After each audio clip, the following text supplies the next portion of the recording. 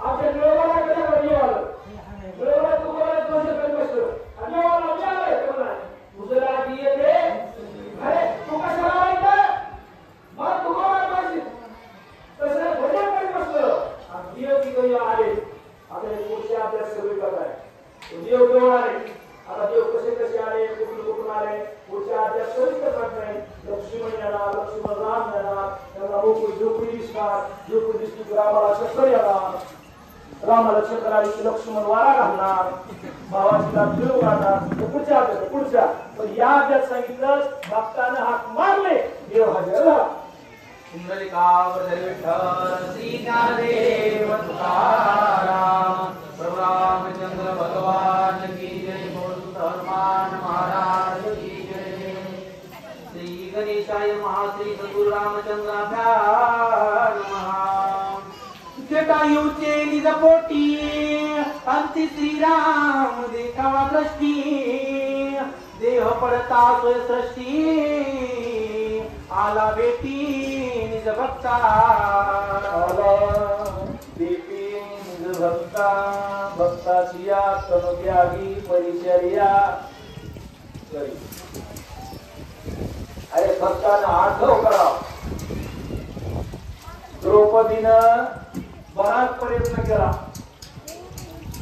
आधी नवऱ्याला हात मारली सासऱ्याला विचारलं आज सासऱ्याला विचारलं गुरुला विचारलं स्वतः साडी वाहायचा प्रयत्न केला सक्सेस नाही झाली शेवटी देवाला हाक मारली देव कुठं होता द्वारकाचे हस्तिनापूर काय कोटरबंधन सावरली होती का कुठं होत अरे ती द्वारका ही हस्तिनापूर आता यानं पार लुगडं अर्ध ओढले साडी अर्धी ओढून काढली हिने फक्त अशी बगलात धरली होती अशी ही अंग झाकलेलं होतं इकडं खावलेली होती एवढी ओढीतच होत असं वडीत होतं असं निघतच होतं असं वडीत होतं असं निघतच होतं ओढून ओढून गळालं कोण कोण रे तुम्हाला ना तू कधी सांग आमचं देव वाक्यव किती आला ज्यावेळेला लुगडे नाही पुरविले लुगडे शिवा वागले असते ना हे निघाले किती ते निघाले किती ते निघाले मध्ये टिपा मारीत बसायच्या जुने होते बघा दंड काय आता जे पूर्वी दंड मला वाटला दंड जुन्या मावलेले असते जुनं ते सांगायला परवडत नाही काय ते जुनं बैलगाडीचे वराड काय ते सोंगटी करायचे काम नाही जाता तुम्हाला वाटतं हे कहावं की नाही कहावं नुकती असं करता पडते मला वाटतं का जुनं सांगावं बैलगाडीचं वराड टिकलं म्हणजे वराडाचं काय नसतं पण तिथे गेलो टीव्हीसाठी कळलं तरी मांडतो असते ते तुला मग ते आमच्या द्रौपदीने हाक मारली कृष्णा धावरे लवकर ये आणि काय संकट पडले भारी देवा आता हे बाकीचं संकट नाही स्त्रियांचा दागिना म्हणजे स्त्रियांची इज्जत असते सोने किती अंगावर आहे हे महत्वाचं नाही माता माऊली किती शीलवान आहे तो दागिना खरा आहे तिचा ती म्हणजे देवा एकदा जर ही इज्जत उघडी पडली तर पुन्हा जगून तरी काय करायचंय कशामुळे जगायचंय आणि या दुर्योधनाला काय पाहायचं होतं त्याची लय नीच वरती होती सांगायला सुद्धा परवडत नाही त्याला फक्त एकदा उघडी द्रौपदी बघायची होती उघडी त्याच्यामुळे घाला लावलं होतं ती म्हणली फक्त माझी एवढी इज्जत वाचव कुठं सीता असेल तिथून लवकर ये आणि माझी इज्जत वाचव आला लुगडे नाही पुरवले नेसती लुगडी सोय झाला तो लुगडच होऊन बसला देव एवढाच लुगडा झाला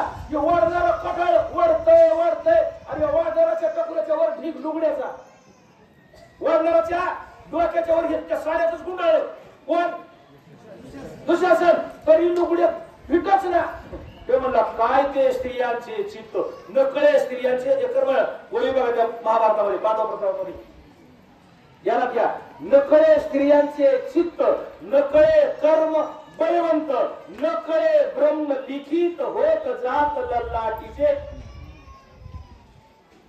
काय म्हणलं तुमचं तुम्ही ओळखून घ्या आता सांगतच नाही मी तिला डोक्याला ती वळी त्याच्यामुळे सगळ्या माता मावल्यात माझ्या पुढं ते मला घोटाळा काय अरे किती लुगड्या नेसलीये देव मला बघितलं अजून तुला जितके वडले होते तितके नेसलीये देवाचा धंदा आहे भक्ताची इज्जत राखणे भक्त मरा लागला त्याच्या जवळ जाणे देव आला जटायूच्या जवळ उभा राहिला जटायू खिलखिल्या डोळ्यानं बघतोय मला डोंगर दगड माती झाड राम दिसत मग त्याच्यातला तर राम नसावा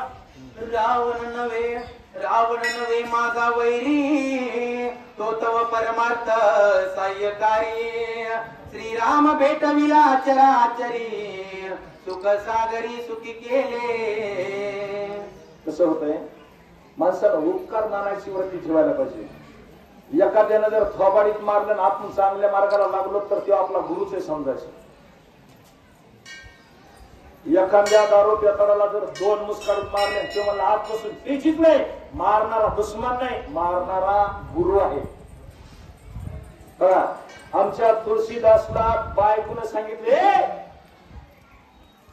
अरे हरामासाच्या देहासाठी नदीतून उडी टाकून माझ्याकडे आलास आणि माझ्यावर एवढा जीव लावलास तेवढा जर देवावर लावलास तर देव पुढे तुझ्या नाचन ना.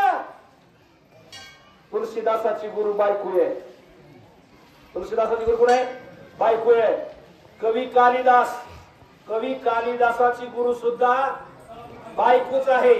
मग बायकोने एखाद्या वेळेस उपदेश भलत्या हाती झाला चित्ती धरावा एखादी गोष्ट जर पेताळाने सांगितली का ती जर महत्वाची असेल ती सुद्धा माणसानं ऐकून घ्यावी आणि ती आपल्या हितात असलं का दत्तात्रय महाराजांना 24 गुरु केले एक अर्धा नाही.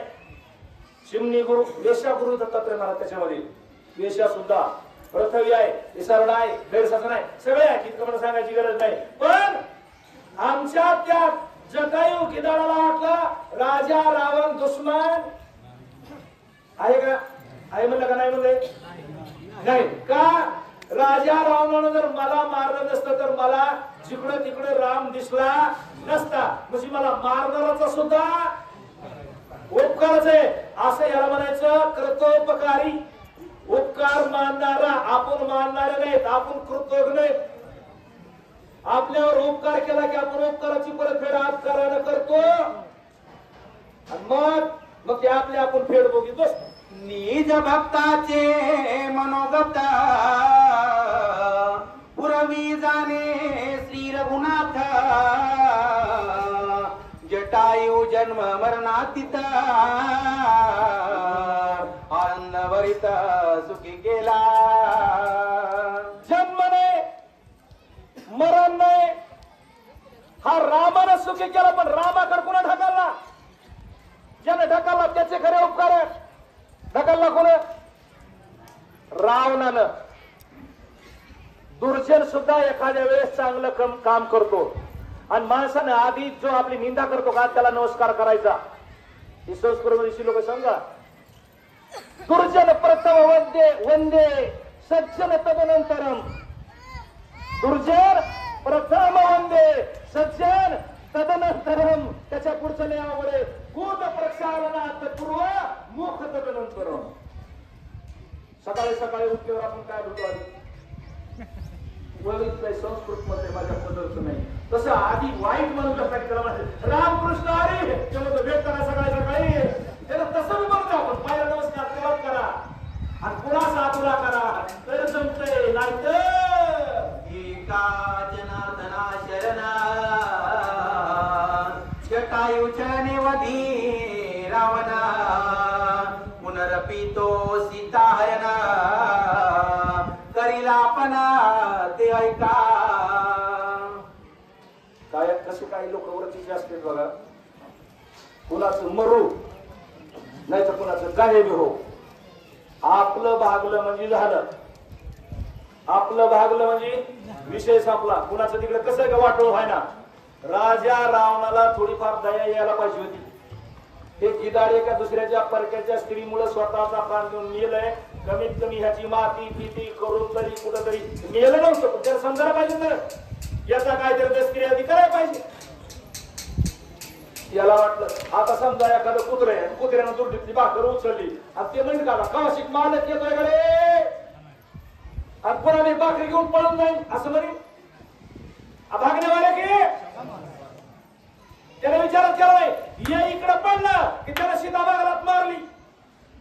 तरी ववी निघून गेली बघा. ते सीतेला मांडीवर बसवून ठेवलं नाही का रे. सीता म्हणली मी पतिव्रता आहे बाबा, दुसऱ्याच्या अंगावर बसायला रिकामे नाही.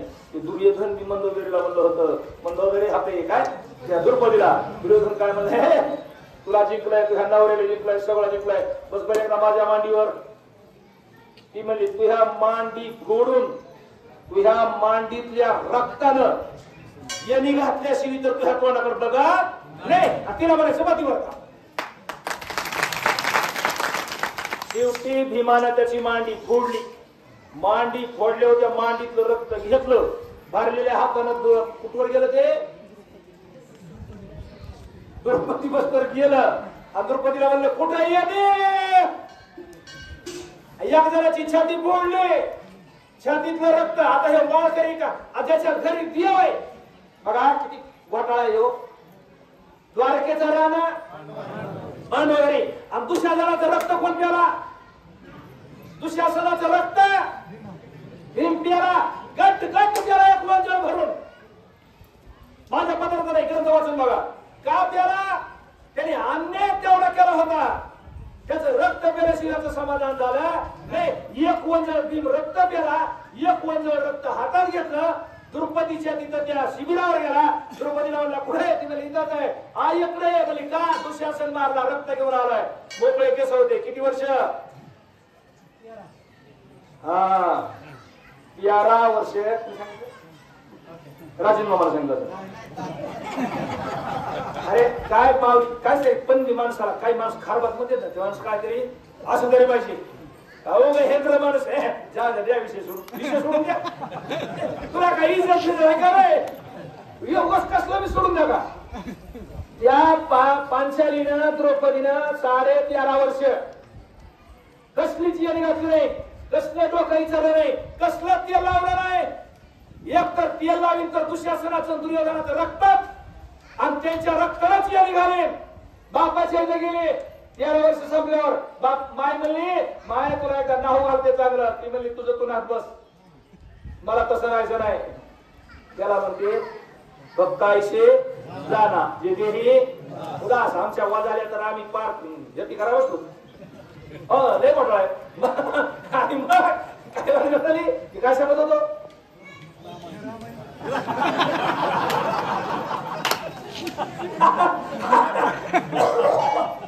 राजा रावण जटायू पडला की सीता नगरात मारले, रथात बसला आणि तिकडे निघाला.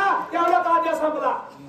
नाथ बाबा म्हणले बास रे बाबा, लय पन्हाळ लावला, पावसाची शक्यता, एकला संपणार होता. 2:15 वाजले. मग आद्या संपला आणि राजा रावण सीतेला घेऊन जाणार. राम जटायू कशी घेणार, जटायूचा उद्धार करणार. तिथून पुढे आता हे रामायण सुरू झालं आणि आजचा अध्याय या ठिकाणी संपला. आजच्या पंक्तीचे यजमान